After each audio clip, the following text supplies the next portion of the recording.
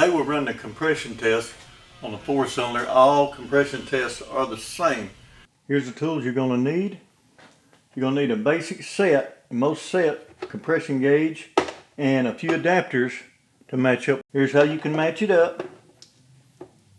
You want about the same amount of threads, and you want this not to be any longer than that.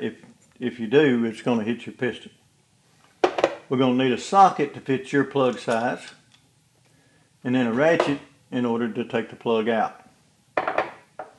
Now this is a 4-cylinder, so I took 4 plugs, 4 coils out. Now you'll have to figure out what appropriate sizes you need to remove your coils and your plugs, but this being a 4-cylinder, I only had to pull 4 plugs out. You have to remove all the plugs. We want to let our engine run to get up to operating temperature. Now in a lot of cases, you might not be able to get to the spark plugs after you've warmed the engine up. Run the engine, let it warm up, and allow it to set till you can get your hand in there without getting burnt. I wouldn't let it set overnight, just long enough to get your hand in there and pull your plugs. Then we're going to pull our coils and our plugs and disconnect our fuel. So if it's got it where you can get to the injectors and not damage anything, disconnect all 4 injectors. This is a 4-cylinder engine. The reason we do that is we don't want the engine to be washed down with fuel. That'll drop our compression and give us a false reading. Next, we want to hook up our battery charger. We want a fully charged battery, but we want to hook up our battery charger, and that way we get a constant voltage for every cylinder. We don't want our starter start slowing down as we go through these steps. It keeps everything consistent. All right, let's get to it. Now, if your car is cable driven, you'll need to prop your throttle body open, or your throttle plates.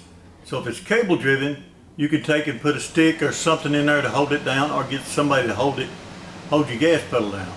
But if it's fly-by-wire, you'll have to take the cover off of the front of your throttle body and then take something and prop that open before you start your test.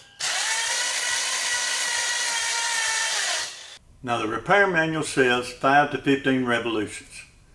Now I ran 6 on this, knew I had a misfire. The owner had already replaced the coils, the plugs, and the injector. The takeaway from this is, if you do 1 cylinder at 10, you do them all at 10. Looks about 20 pounds there. Now if you hear your battery or your RPM slowing down while you're cranking, this has got a bad battery.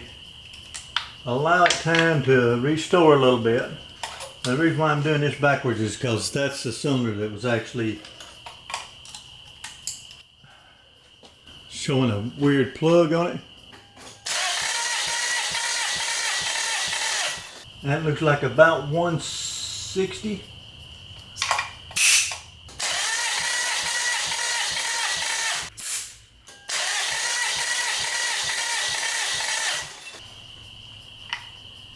That's the highest, about 170. Now a healthy engine should be between 125 and 175 psi. You're allowed a 10 to 15% variance in the cylinders. Now you can take your phone. What is 15% off of 170? 15% off of 170 is 144.5. So if our max pressure is 170 minus 15%, that's 144.5. So our lowest cylinder can be no lower than 144.5. Now this is a standard engine. If you got a performance engine, it's a whole different story. I'm going to leave you some video I captured with my borescope. It pretty much winds this video up. I hope that helped you on compression testing.